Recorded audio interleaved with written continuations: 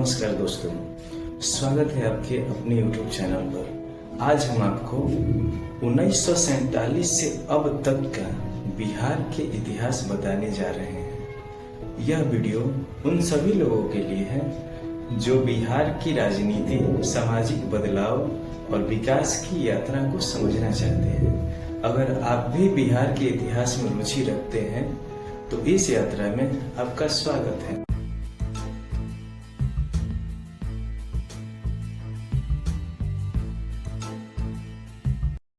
1947 में भारत की आजादी के बाद बिहार भारतीय गणराज्य का हिस्सा बना। बिहार के श्री कृष्ण सिंह भारत के अखंड बिहार राज्य के प्रथम मुख्यमंत्री बने।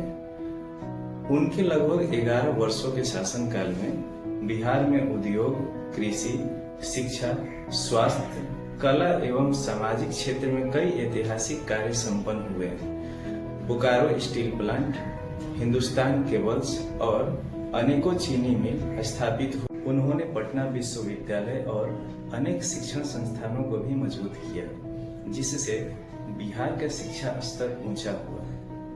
31 जनवरी 1961 को बिहार ने अपने प्रिय नेता को खो दिया। इनके बाद बिहार में कई मुख्यमंत्री आए। दीप नारायण सिंह 17 दिन रहे, विनोदानंद झा लगभग 2.5 साल रहे, महामाया प्रसाद सिन्हा लगभग 1 साल रहे, सतीश प्रसाद सिंह 5 दिन रहे, बिंदेश्वरी प्रसाद 51 दिन, भोला पासवान शास्त्री 100 दिन। इनका छोटे समय के लिए 3 कार्यकाल था।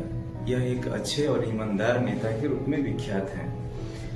दरोगा प्रसाद राय 210 दिन। यहाँ तक बिहार में कांग्रेस की दबदबा रहा था, लेकिन गैर कांग्रेसी मुख्यमंत्री जननायक कर्पूरी ठाकुर बनते हैं। लगभग 163 दिन।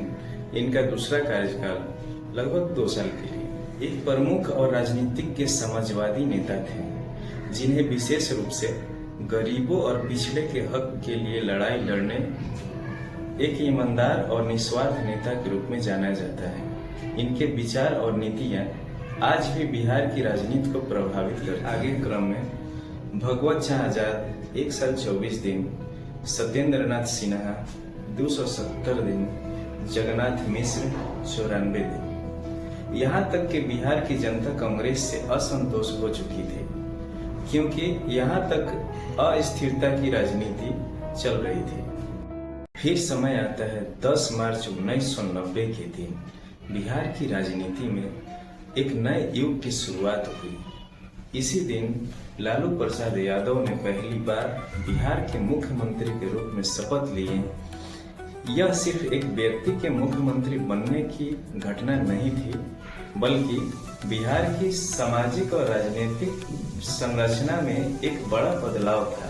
लालू प्रसाद यादव के नेतृत्व में बिहार की राजनीति में सामाजिक न्याय की धारा तेज हुई, जिससे पारंपरिक राजनीति को एक नई दिशा मिली। उनका उदय केवल सत्ता परिवर्तन नहीं था, बल्कि सामाजिक आंदोलन का विस्तार था। बिहार जैसे पिछड़े और सामंती मूल्यों वाले राज्य में पहली बार कोई नेता सामंतवादियों को उसकी भाषा में जवाब दे रहा था। लालू यादव ने पहली बार चरवाहा विद्यालय की बात सोची, ताकि पशुपालक के बच्चों को शिक्षा मिल सके। यह एक प्रयोग था जो सफल नहीं रहा, कोई बात नहीं, लेकिन इस बारे में सोचना भी कोई साधारण बात नहीं थी।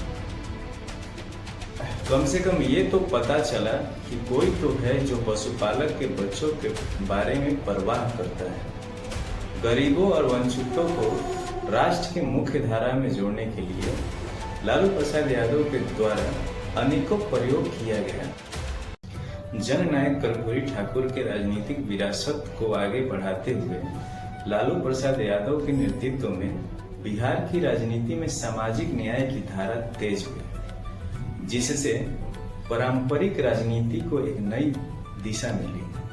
उनका उदय केवल सत्ता परिवर्तन नहीं था, बल्कि सामाजिक आंदोलन का विस्तार था। लालू यादव ने अपने पहले कार्यकाल में आरक्षण के संवैधानिक प्रावधान को सख्ती से पालन किए। समाज के वंचित और शोषित लोगों के बीच ये एहसास हुआ कि उनके बीच का या उनके प्रति हमदर्दी रखने वाला कोई तो आदमी ऊपर बैठा है। इस एहसास को ना तो नापा जा सकता है, ना इसका कोई पैमाना होता है, इसे सिर्फ महसूस किया जा सकता है। तमाम बीमारियों और जेल में रहने के बावजूद उन्होंने बिहार के वंचितों को स्वर्ग तो नहीं दिया, लेकिन स्वर जरूर दिया है। यह कोई मामूली बात नहीं है। अपना पूरा जीवन सामाजिक न्याय और पिछड़े वर्गों के उत्थान में समर्पित कर दिया। वह एक अनमोल रत्न है, यानी वह देश रत्न है। देश रत्न माननीय श्री लालू प्रसाद यादव जी, नमस्कार।